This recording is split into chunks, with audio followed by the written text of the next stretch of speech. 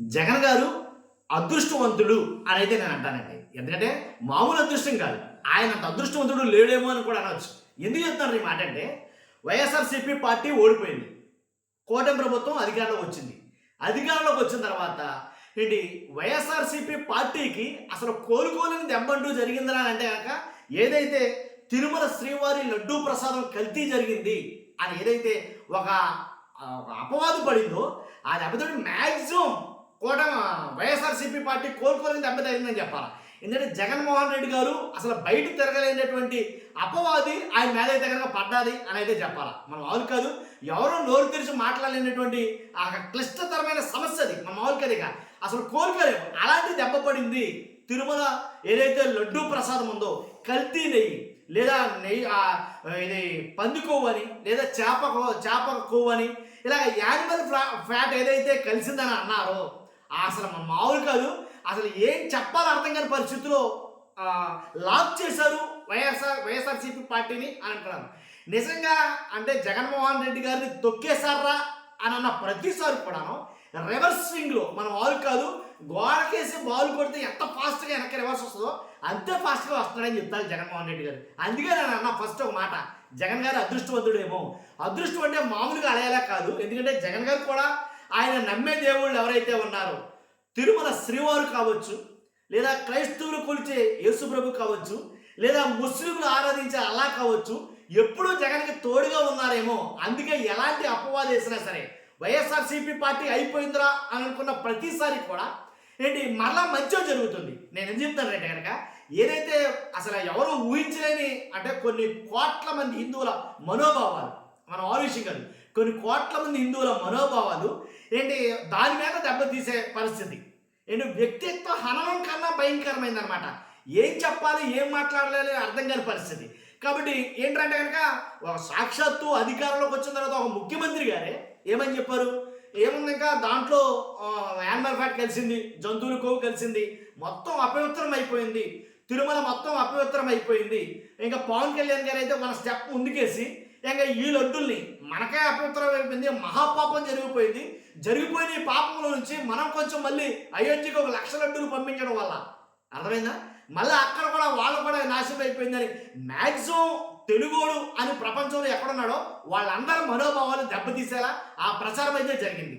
ఏది తిరుమల లడ్డు వ్యవహారం. కానీ అలాంటి వ్యవహారంలో బయట పడదు ఆ పార్టీ అని అనుకున్న టైంలో నిజంగా ఎలాంటి వార్త రావడం నిజంగా ఎలా అంటే అసలు మన వాళ్ళు కాదు, సంబరాలు జరుపుకుంటున్నారు వైఎస్ఆర్‌సీపీ పార్టీ వాళ్ళని చెప్పాలి. సంబరాలు జరుపుకోవాలి.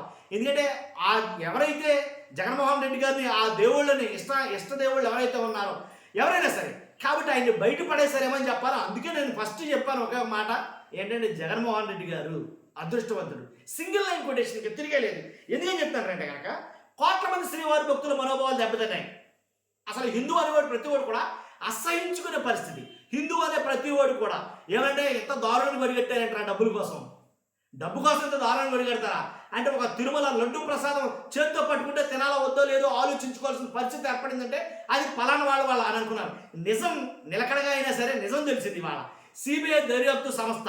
అది ఇంకో రకంగా చెప్పాలంటే జగన్ గారు అదృష్టవంతుడు అని ఎందుకు అన్నానంటే ప్రభుత్వం ఏర్పాటు చేసిన సిట్ ఉంది ఒకటి ఏంటంటే వాళ్ళకు అనుకూలంగా ఉండేటట్టు టీడీపీ వాళ్ళకు అనుకూలంగా ఉండేటట్టు సిట్ని ఏర్పాటు చేశారు. అది మాకొద్దు, ఆ సిట్టు కూర్చోమంటారో నుంచోమంటారో మాకు అది వద్దు అని సుప్రీంకోర్టుకి వెళ్తే సుప్రీంకోర్టు ఆధ్వర్యంలో ఒక స్వతంత్ర దర్యాప్తు సంస్థ సిబిఐ వారి ద్వారా ఒక సిట్ ఏర్పాటు చేయడం జరిగింది. ఎక్కడ కూడా ఆయనకు అదృష్టం కలిసి వచ్చిందని చెప్పాలి. అందుకే నేను ఆయన అదృష్టవంతుడు అయ్యాడేమో ఈ విషయంలో అంటాను నేను. కానీ స్వతంత్ర సిబిఐ దర్యాప్తు సంస్థ కాబట్టే నిజాలు వెలుగులోకి వచ్చాయేమో అని నా అభిప్రాయం.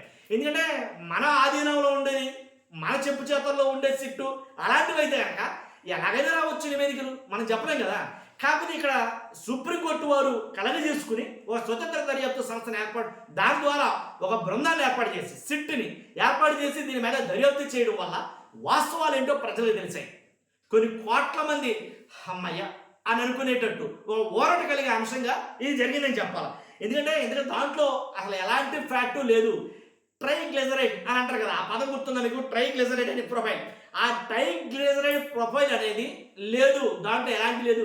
ఒక్కటే మాట అండి, ఎలా అంటే కొలెస్ట్రాల్ లేదు ఆ నెయ్యిలో అనేది నిర్ధారించారు. ఏదైతే ఐసీఏఆర్ అలాగే ఎన్డీడీబీ ల్యాబుల్లో టెస్ట్ చేయించిన తర్వాత శాస్త్రీయంగా చాలా కరెక్ట్గా అన్ని నివేదికలు పక్కాగా తేలిన తర్వాత యానిమల్ ఫ్యాట్ అనేది లేదు మొమ్మటికి. దాంట్లో ఎలాంటి పంది కొవ్వు కలవలా, ఎలాంటి చేప కొవ్వు కలవలా, అసలు ఎలాంటి యానిమల్ ఫ్యాట్ కలవలేదు అని చాలా క్లియర్ కట్గా చెప్పడం ద్వారా, ఆ నివేదిక ఇవ్వడం ద్వారా మొత్తం దేశంలో ఉన్న హిందువులు అందరూ కూడా ఊపిరి పీల్చుకున్నారు అనేది చెప్పాలి. అంతకన్నా మరి ముఖ్యంగా వాళ్ళందరికంటే ఎవరు అదృష్టవంతుడు అంటే కనుక జగన్మోహన్ రెడ్డి గారే చెప్తాను నేను. అర్థమైనా మీకు? దీని గురించి నేను మాట చెప్పడం అంటే ఎలా అంటే మసిపూసి మారుడిగా చేయడం లేదా బట్ట కాల్చి మేలాడేయటం, ఎంతకైనా సరే అంటే దేవుళ్ళతో ఆటలాడొద్దు అని చాలామంది అంటుంటారు. కానీ ఒక్కొక్కసారి ఆ దేవుడే జగన్మోహన్ రెడ్డి గారు కూడా వెన్నట్టు ఉండి ఆయన్ని కాపాడాడేమో, ఈ అపవాదు నుంచి బయటపడేసాడేమో అని అయితే చెప్పాలి నిజంగా.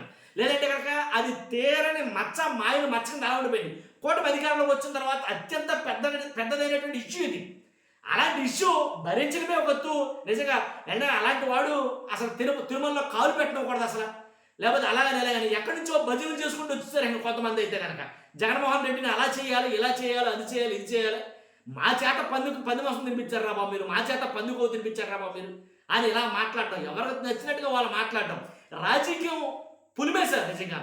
అంటే ఒక మనోభావాలు చాలా మటుకి కొంతమంది ఆ రాజకీయ రంగు పులిమెటారు చూశారు. కానీ ఏదైతేనేంటి నిజం నిలకడగా తెలుస్తుందన్నారో మొత్తానికి ఎలాగైతే జరిగింది. ఆ దేవుడే వాస్తవాలు ఏంటనేది వెలుగులో తీసుకొచ్చాడని నమ్ముతున్నారు ప్రజలు. కానీ మీ అభిప్రాయం ఏంటో ఖచ్చితంగా కామెంట్ రూపంలో తెలియజేయండి. నిజమేనా? సారీ, జగన్మోహన్ రెడ్డి గారు అదృష్టవంతుడు అంటారా? చూస్తున్న మీరు అందరూ కూడా మీ అభిప్రాయం కామెంట్ రూపంలో తెలియజేయండి. కొత్తగా మన ఛానల్స్తో పక్కగా సబ్స్క్రైబ్ చేయండి. Thank you very much.